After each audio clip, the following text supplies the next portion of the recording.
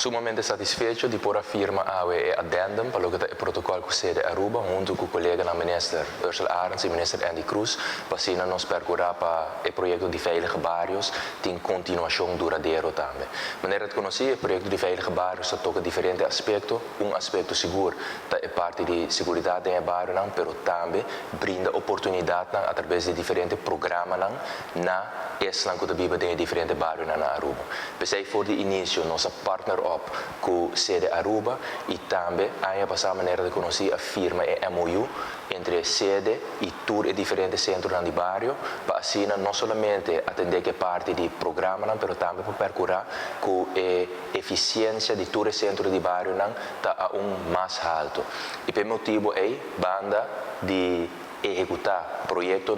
nós percurar também para reestruturar a maneira com o financiamento de centro de bairro não toma lugar. E essa é a nós concretizar door de firma e addendum aqui e de forma a eficiência e também vira mais fácil para o centro de bairro por hanya e recursos necessários para poder executar o programa, mas de outra banda também está ser possível agora aqui que sede Aruba por emplear 12 pessoas para assim liberdade para percurar para o centro de bairro tinha personal necessário para por guiar a atividade, mas de outra banda também percurar para parte administrativa tem o centro de bairro está mais eficiente e mais eficaz.